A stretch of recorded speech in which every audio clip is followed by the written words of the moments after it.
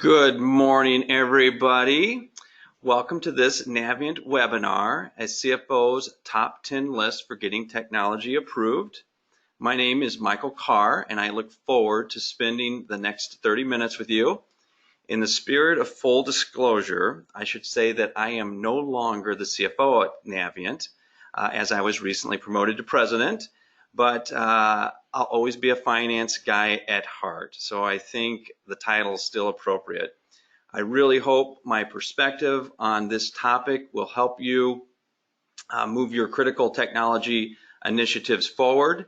Your success in effectively advocating for your initiatives is absolutely critical for your company's success. So kudos to you all for taking time out of your schedule to attend this webinar. A few logistics and reminders. All the lines have been muted as this webinar is being recorded. A link to this webinar will be distributed by email to all attendees after the webinar. All right, time for a little honesty. Ask yourself if this is how you view your finance executive. And if you're like most people, I'm sure you're answering, yeah, that seems about right. Or perhaps you view your finance executive like Kevin from The Office. And everybody loves Kevin from The Office, but he's certainly a stereotypical accountant. Well, the first thing we need to do is level set your perspective of finance executives. I prefer to see finance executives like this guy. This guy is actually my Bitmoji, and he actually slightly resembles me. The reality, can't see your files. Hold on one second.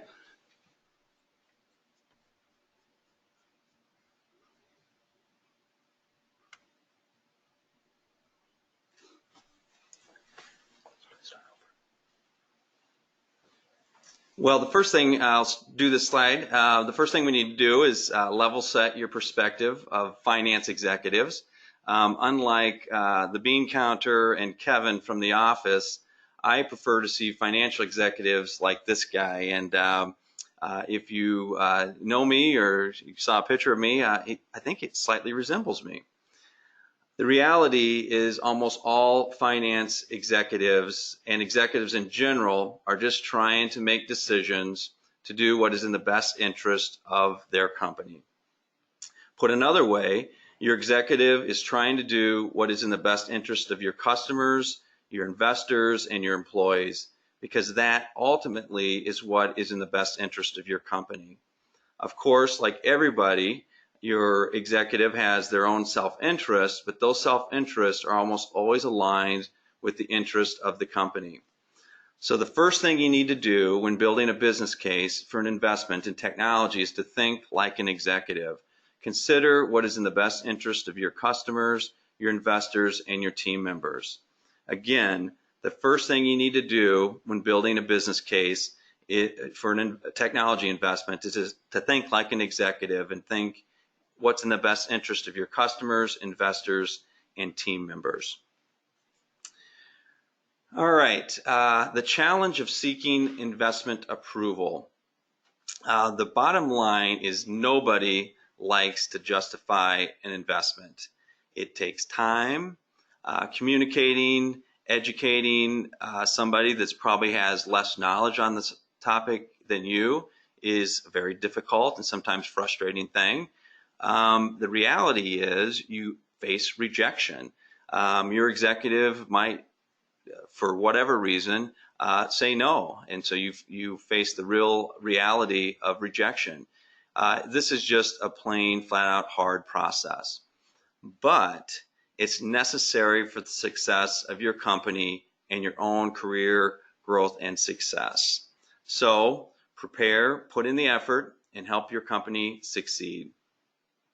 Keep in mind that you are the expert, so it is unlikely that the executive you are seeking approval from knows as much about this technology and the potential business case for this investment than you do.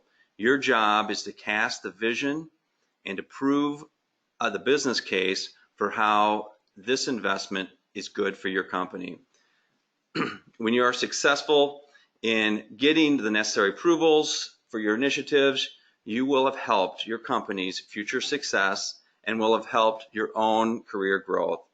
You will be known as a difference maker in your organization. All right, the top 10 list.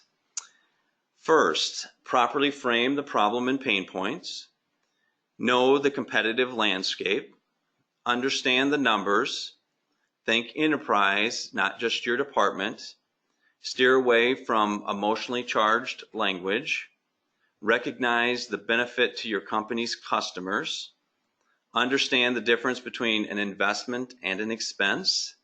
Think through all options, including doing nothing. Know your company's current situation, financial health, and finally, be prepared.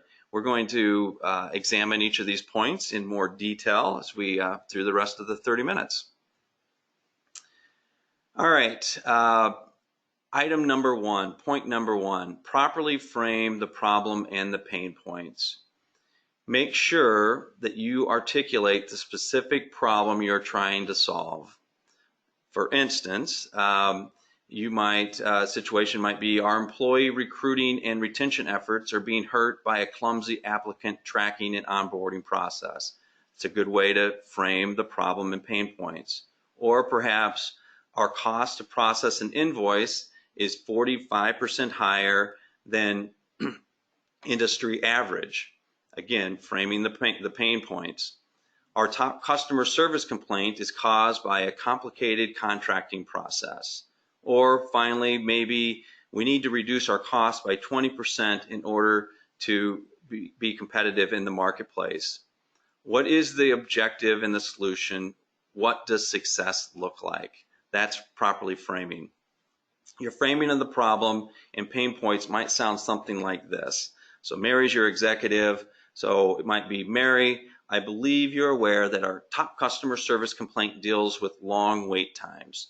These wait times are driven by our inability to hire qualified technicians and a very complicated service ticket process that was implemented over 11 years ago. The solution we are proposing today will reduce our staffing needs by 15% and reduce the steps needed to process a ticket by over 70%. We anticipate that we will improve customer service and reduce costs at the exact same time. So again, that's an example that you might have for Mary, that your executive of framing the problem and the pain points. Next, number two, know the competitive landscape. You can conduct primary or secondary research to help you understand the competitive marketplace. Primary research, pretty expensive, so you'll likely rely on secondary research. Secondary research is going to include vendor research on the internet or perhaps finding a published Gartner or Forrester report. This current slide shows a Gartner report for research and content services platforms. Oftentimes, you can find these are publicly available on the internet. So after you've identified several solution providers, just pick up the phone, start making calls and having conversations with the top solution providers that you've identified. This is a great way to learn and to start develop a short list of options that you have.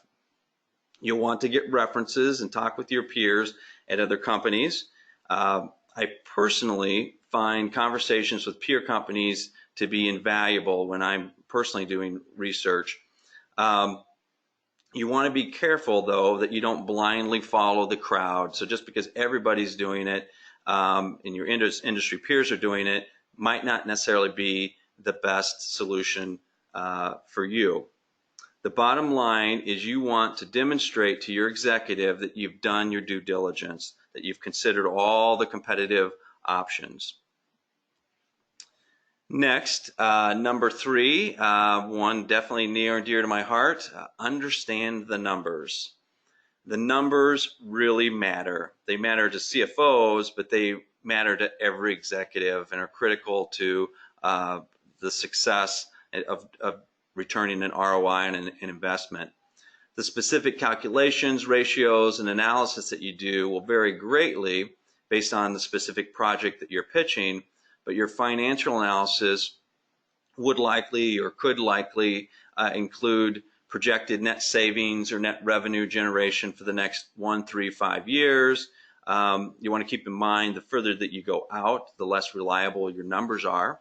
Your analysis might include a net present value calculation, which is basically discounting back to present day dollars what the cash flow of your investment looks like. It might include a return on investment. So, what would be, in essence, the market return or the return for the investment that you've made in this project. One of my favorites is a very simple calculation, and that's payback period. Payback period is simply a calculation that says, hey, I invested $100,000 in this project. How many months is it going to take before I get $100,000 back? And so it might be, you invest $100,000 and then say 14 months, you've gotten back that $100,000. Very simple calculation, and a calculation that's easy for most people to get their head around.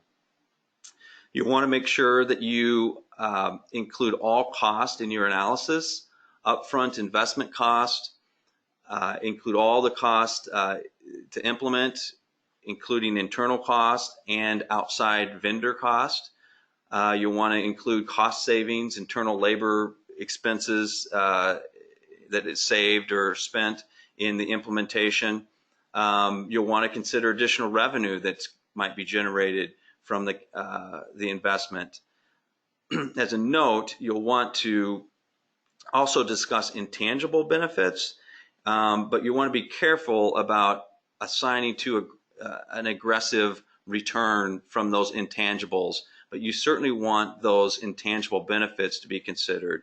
For instance, your managers might save 90 seconds a day in approving a certain type of approval. It might be hard to put math to 90 seconds a day, but that is certainly a benefit, an intangible benefit. So make sure you list it, but don't put too much financial weight on it. Basically, you want to demonstrate that you've considered all cost in your analysis. Well, I guess not 4 yet. I wanted to share a few screenshots with an ROI calculator that we use here at Navient, and that's what you're seeing right now. I know this is small print, but this particular page is page 1 of 3 of our calculator. This page gathers all the data that's used to drive the ROI calculation. This particular calculator is for an accounts payable project and includes things like annual invoice volumes, annual non-PO versus PO volumes, staffing levels, etc. This is page 2 of the calculator and gives a 5-year current state versus future state cost estimate for accounts payable. And so pretty simple to understand. What are we currently spending after this project? What will we be spending? And again, this is used in the calculation of the summary page, which is this screenshot. So this is the executive summary page of the calculator that Navient uses, and is a summary of the current state costs of processing an individual invoice versus the future state cost of processing an invoice. It also estimates the payback period of the investment as well as total savings. Your finance team, depending on the size of your organization and the sophistication of your finance team, might have their own calculator. If they don't have their own calculator, feel free to give me a call, and I'd be happy to share Navient's calculator with you. All right, number 4, think enterprise, not just your department. Your executives are concerned about the entire entity, not just your specific department. So you need to make sure that you show that the investment is consistent with your corporate goals, your corporate strategies, and your corporate direction. For instance, can the solution that you're proposing be leveraged in other departments throughout the organization? Perhaps you can find other sponsors from other departments that might benefit from the solution. Does your company want to limit the number of platforms supported by IT? Very costly to support multiple systems because of the typical vendor economics, but also increased internal support and training costs of supporting multiple platforms. Is your company's strategy driven by delivering great customer support or premium service? Perhaps your company is a low-cost provider. Those would be things that would influence what's going to be attractive to your company and thus the executive that you're talking with. These are all examples of corporate goals and strategies that you should consider as part of your due diligence process. So again, just think enterprise and think outside of just your individual department. Number 5, steer away from emotionally charged language. Make sure you lay out the facts and make logical arguments. The use of emotionally charged words, I think, can discount your well thought out factual arguments. So passion for your project can be a really good thing. When you combine passion with facts, that's a really great combination. You just want to make sure that your passion doesn't cloud your perspective of what is best for your company, and sometimes the use of emotion and emotionally charged words can kind of discount the work that you've put in, the hard work that you've put in to develop your business case. I know personally, I can get turned off by extreme language like, we have to do this, we would be stupid to miss this opportunity, this is our only option, I feel, blah, blah, blah. So you want to be careful to steer too far from the facts of your research and really rely on your research, not emotionally charged language. Number 6, recognize the benefit to your company's customers. Ultimately, the only way your company grows and flourishes is by adding value to your customers. You need to recognize this fact and ask yourself how your technology project affects your end customer. For instance, maybe your project improves customer service by improving customer portal or customer interface. Maybe your project makes your company more efficient, thus allowing customer fees to less. You can charge your customers less. Obviously, it makes you more competitive and very customer focused. Perhaps your project is a back office type initiative and it's hard to tie it to your company's customers. In that case, I think the takeaway of this point is that you want to think big picture about the downstream benefits of your technology recommendation. For instance, maybe the downstream benefit is that you are solving a nagging problem that has been a continual distraction for your organization, and your recommendation cost effectively removes that nagging issue and allows you to focus on customers and things that are of higher value to the company. Number 7, understand the difference between an investment and an expense. We talked about the numbers in point number 3, so this point is really focused on your mindset. You need to think long-term. Put another way, you need to understand the difference between a long-term strategic investment versus a short-term fix of an immediate problem that your organization may have. I would encourage you to think beyond 1 year. So typically you think of an investment as being an investment of more than a year, while an expense is something that's current year. I would encourage you to think beyond 1 year. Think about the life cycle of your solution. Paint a vision for how your technology recommendation fits into the organization long term. Will this solution serve as a foundational tool for the future company growth and success? Or maybe, and this is perfectly valid, or maybe this is a throwaway solution that is necessary to solve an immediate problem. Number 8, think through all options. And one of those options should be including doing nothing. Consider all the options that your decision makers will consider. You want to be the expert and have all the answers to the questions. Nothing will feel better to be more impressive to your company executive than when you have an answer to their questions. Just think how you're going to feel when your company executive asks you a question like, I know Acme Company uses Avino software. Why didn't you consider them?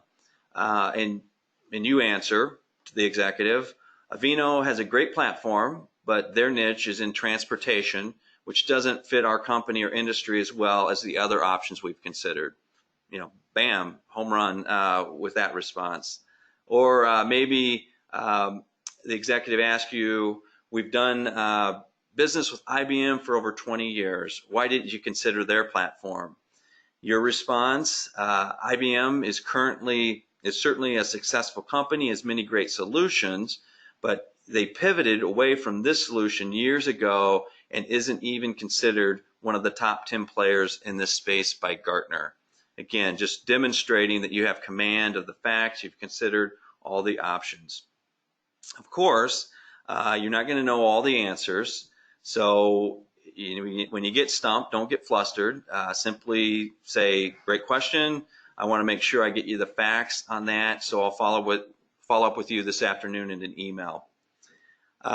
Next, think through all the options. Demonstrate that, once again, you've done your due diligence. And lastly, make sure you've talked about what the do-nothing strategy looks like. What benefits would you as an organization forego by not moving forward with the investment or the pain points, or what pain points might you need to endure if you don't make the investment? Number 9 is know your company's current situation and financial health. Is your company growing or contracting? Are there budget concerns? If so, maybe this investment that you're proposing would be a help. Is your company privately held or is it a public company? Oftentimes, a private company can take a longer term view of generating an investment return, while a public company that has public shareholders might need to focus on quarterly results, which is going to be more of a short-term perspective. Have there been changes in your company leadership? Is current leadership taking the organization in a different direction? You should really understand the direction that your organization is headed. Make sure you take your company's current situation and financial health into consideration as you develop your proposal and your pitch and your business case. And lastly, be prepared. Know your stuff. Have the answers. Be the expert. Seeking approval for a technology initiative is not an easy thing to do. It's going to take time. It's probably going to get frustrating at times, and you face the real prospect that your initiative could be rejected. But the payoff is big. Your initiative will help your company's continued success, and you will be set apart as a team player that makes a difference to your organization. All right. Hopefully, you've pulled a few nuggets from our conversation this morning. Here at Navient, maybe some of you have heard, we practice something called 80-20, the 80-20 principle. which basically says focus on the few things that drive the bulk of your success. So in the spirit of 80-20, I'd like to highlight the 2 items on my top 10 list that I think are most important. First, recognize the benefit to your company's customers. It's a bit cliche and a bit obvious, but your customers are ultimately the most important element to your organization's success. While obvious, sometimes we can lose sight of this fact and get busy doing less important things. We allocate important company resources to do things that don't drive value to our customers. So think, how does this technology investment drive out non-value overhead, or how does this technology investment improve the product or service offering for our customers? Second, think through all options, including doing nothing. You need to demonstrate that you've done the proper due diligence. By understanding all the options, you will demonstrate a level of competence that will give confidence to your executive in giving approval for your recommendation. And with that, I thank you very much for attending this webinar. I hope our goal this morning to provide some tips on getting technology investments approved was achieved and was beneficial to you. If you would like to continue the discussion or have specific questions, please feel free to reach out to me directly with any questions via the phone or via email, and you see my contact information there on the screen. And as a reminder, our amazing marketing department will be sending you an email to each of you with a link to this morning's webinar. I really appreciate you spending your time with us this morning, so thank you again.